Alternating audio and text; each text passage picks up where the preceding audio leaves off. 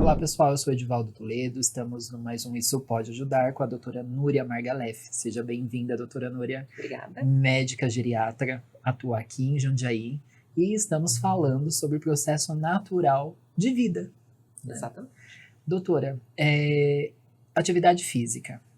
Todos falam, né, das suas vantagens e tudo mais. O quão benéfico é para essa pessoa que ela entende que ela não gosta, lógico, ninguém gosta de fazer, ninguém gosta de ir na academia, mas ela precisa se conscientizar que ela vai ter melhor, ela vai conseguir levantar do vaso sanitário sozinha, na terceira idade, o risco de queda diminui, preciso que você passe... Faça uma propaganda positiva. Positiva, atenção, redes de academia.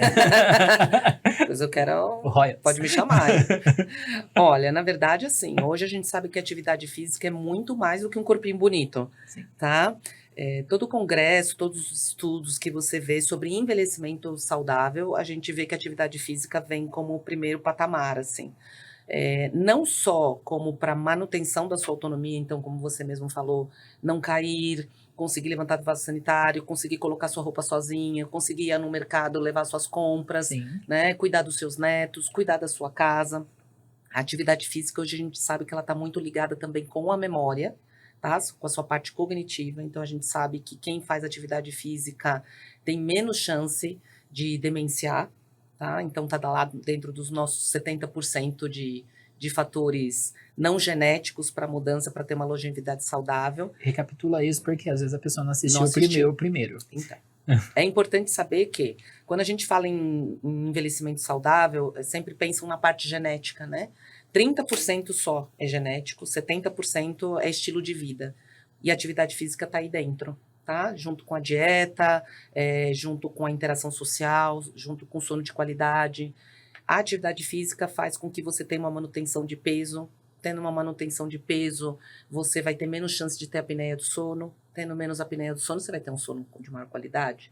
Quando você faz atividade física, você também fica mais cansado, então você também vai dormir melhor.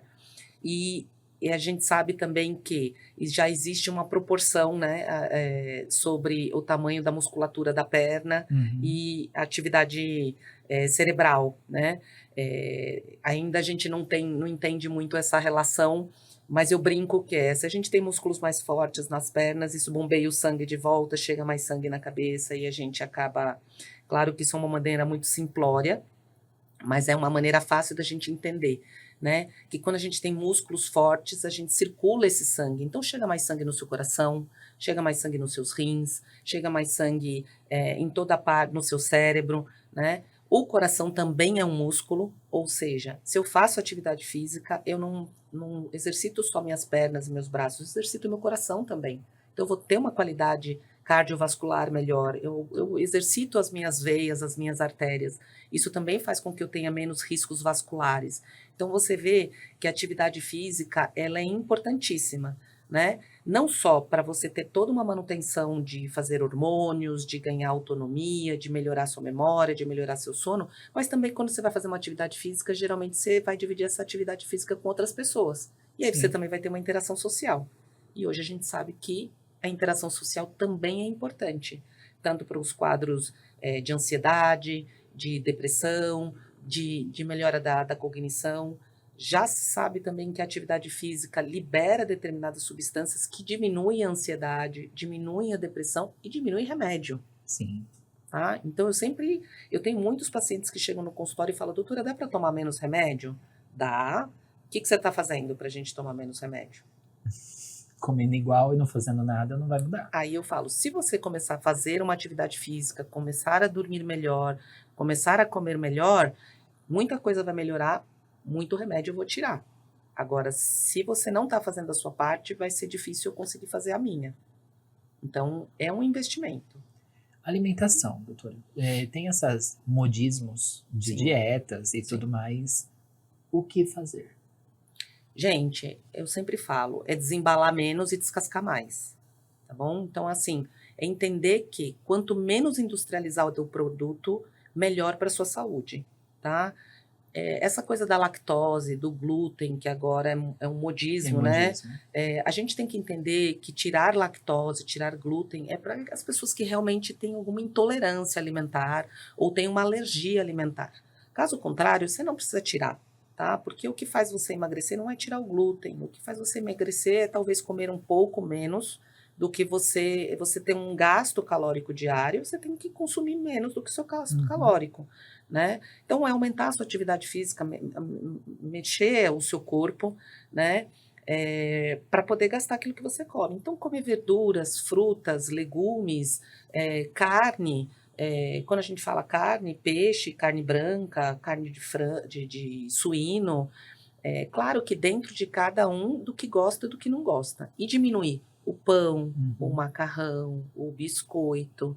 Entender que não é para trocar a refeição por café com leite, né? O idoso muitas vezes troca um jantar pelo café com leite, com o pãozinho. Tá errado? Não tá errado, mas também não tá 100% certo, né? Então, conversa com o seu médico, com o seu nutricionista, como é que a gente pode adequar esse seu café com leite, esse seu pãozinho para o jantar. Eu não gosto de jantar, gosto de tomar um lanchinho. Então, vamos adequar o seu lanchinho, para que o seu lanchinho não seja eu brinco, uma caloria vazia, né? Que esse lanchinho realmente tem algum tipo de nutriente para você. Que introduz uma proteína ao menos. Exatamente. Água. Ai, a água é uma coisa, né? É uma coisa. A água é uma coisa. Eu acho que depois do tapetinho, a água é o segundo quesito, mas tem o tapetinho, o chinelinho e a água. Nós estamos aí no top 3. A água é muito difícil porque o idoso, por si só, ele não sente sede. Tá? A não ser aquela pessoa que já tinha o hábito de beber muita água, o idoso por si só, ele vai perdendo esse centro regulador da sede. Sim. Então, ele não é de beber água. Quem é o cuidador tem que estar sempre ofertando algum tipo de líquido, tá? Não esperar o idoso pedir, porque ele vai desidratar. Não vai pedir.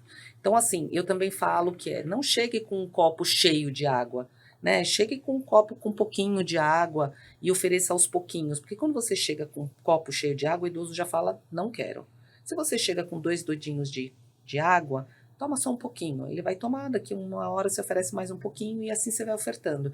E vai mudando o tipo de líquido, né? Oferte um chá, um suco, uma água, né? Uma água de coco. Se não gosta tanto de água, oferte uma fruta que seja mais caudalosa. Então, uma melancia, um melão, uma laranja, né? Porque às vezes ele não quer tomar a água, mas você oferece uma melancia, ele está tomando água.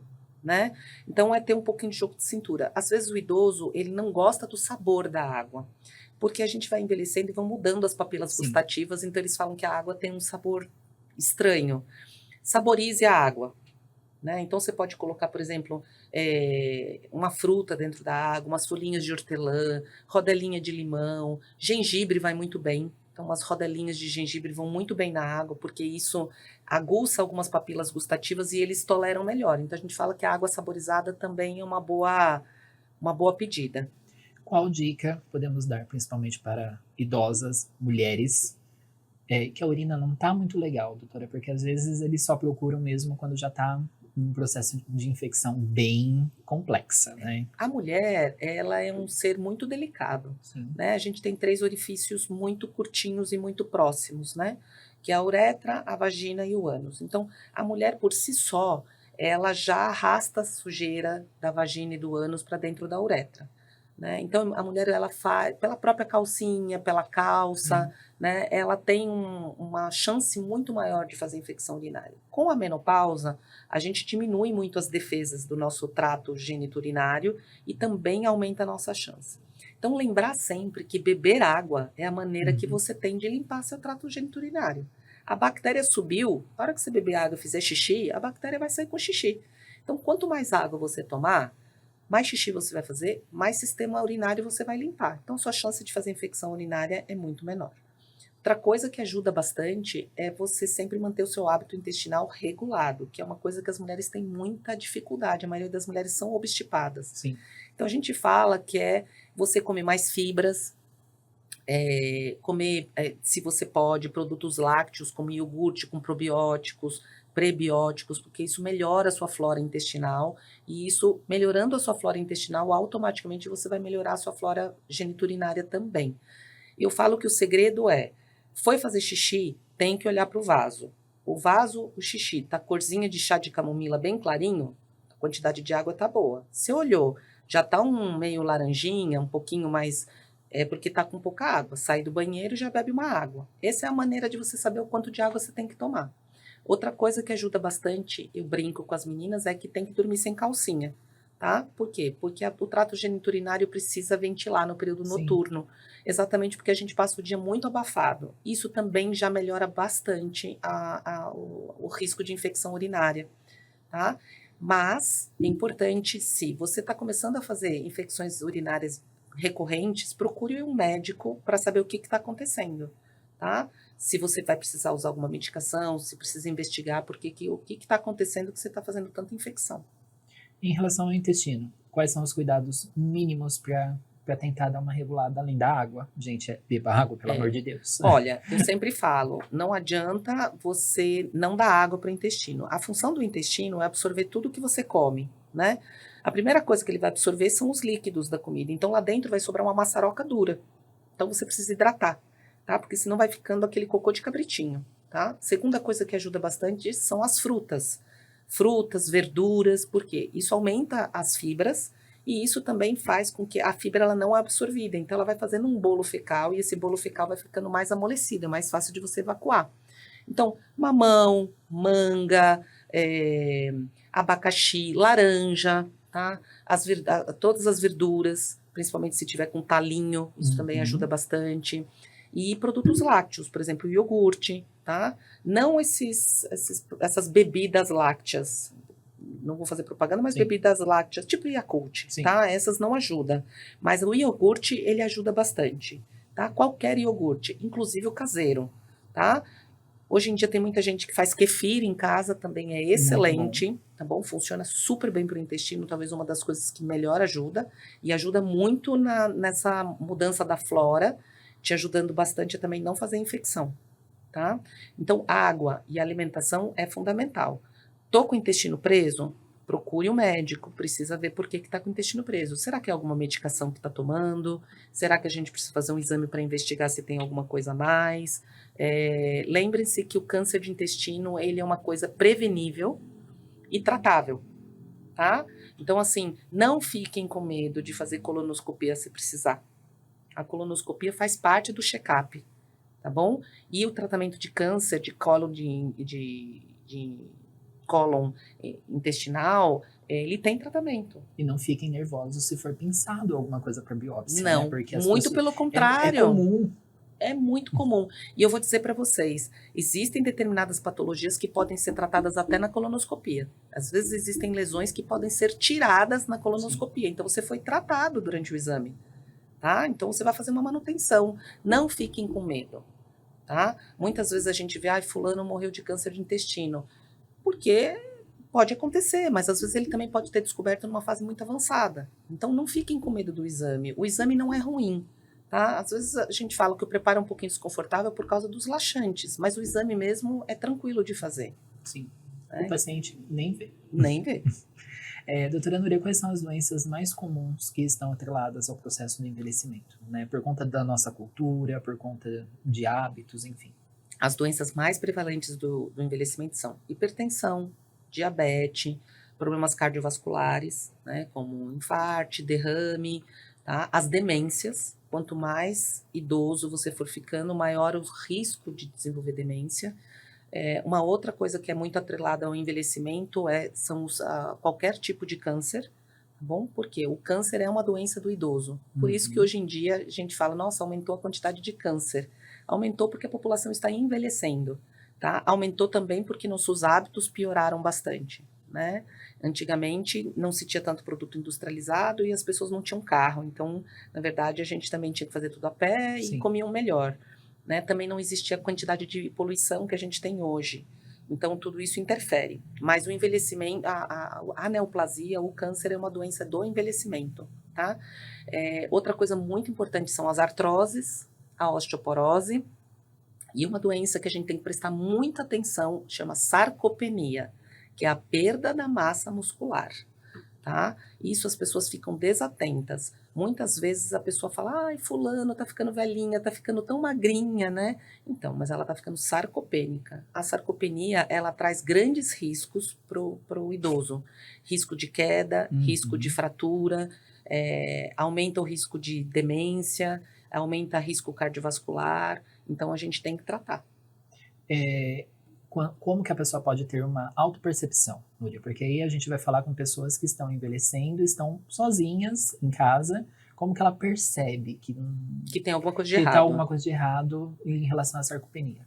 A sarcopenia é quando você começa a perceber que você está perdendo peso sem ter mudado a sua dieta, sem ter mudado a sua rotina diária e que você está perdendo a força para fazer suas coisas. Então, além de perder peso, eu estou perdendo a força. A força para abrir uma latinha, a força para fechar um botão, tá? Parece muito bobo, mas às vezes você não consegue. A força para levantar do vaso sanitário. Não tenho força para levantar da cadeira, eu tenho que ficar me segurando na pia, me segurando em algum lugar para conseguir levantar. É interessante perceber que não é só o magro que fica sarcopênico, o obeso também fica sarcopênico. Por quê? Pode perceber que tem muita gordinha e gordinho que não consegue levantar da poltrona. Precisa de alguém para rebocar. Esse é um paciente sarcopênico. Nossa, mas ele é tão fortão, o fortão dele é só gordura. Provavelmente embaixo dessa gordura não tem músculo. Então a gente tem que investigar. Então começou a perder força para fazer suas coisas, coisas simples, tá? Levantar da cadeira, abrir as coisas, não estou conseguindo mais carregar determinadas coisas, estou ficando fadigado aos mínimos esforços, às vezes até para tomar um banho, então a gente tem que procurar um médico. Perfeito. Como que a pessoa percebe que ela está hipertensa? A hipertensão é um pouco mais difícil, porque a hipertensão pode ser silenciosa. Não existe a pessoa que tem sintomas, dor de cabeça, tontura, náusea, dor na nuca. Esse é o de praxe. Mas existem inúmeras, milhares de pessoas que não têm sintoma nenhum. O sintoma que ela vai ter é quando ela infarta ou ela tem um AVC e vai parar no pronto-socorro. Não existe outro jeito. Pelo menos uma vez por ano você tem que passar num check-up médico. A partir dos 40 anos você tem que passar. Começar a olhar, principalmente se você tem antecedente familiar de hipertensão. Então, assim, é você manter a rotina médica dentro da sua qualidade de vida e entender que você tem que passar no médico. Não quero passar no geriatra, então passa no cardiologista, passa no clínico geral, mas é alguém que você tem que passar. Gente, mas é tão maravilhoso passar no geriatra. É terapêutico. É terapêutico. Eu sugiro. Você sai de lá completo. E se sentindo o máximo. É funilaria e pintura. Doutora Núria, como que fazemos para localizá-la? Internet, vocês acham meu nome, só colocar meu nome, tem o site da clínica, redes sociais, fiquem à vontade, será um prazer recebê-los. Venham tomar um cafezinho lá comigo. Quer deixar um recado para o seu público? Olha, eu quero que vocês entendam que é importante manter a saúde de vocês, manter a autonomia para viver feliz, saudável. Venham me conhecer, a gente vai bater um papo, vai ser agradabilíssimo. Vai ser ótimo. Muito obrigada por ter vindo, doutora Núria. E para você que precisa de atendimento domiciliar, entre em contato conosco no nosso WhatsApp 11 94007 5391 ou no meu Instagram, @edivaldo.toledo, ou no da empresa, @cuidar e a saúde. Eu aguardo você até a próxima segunda. Tchau, tchau.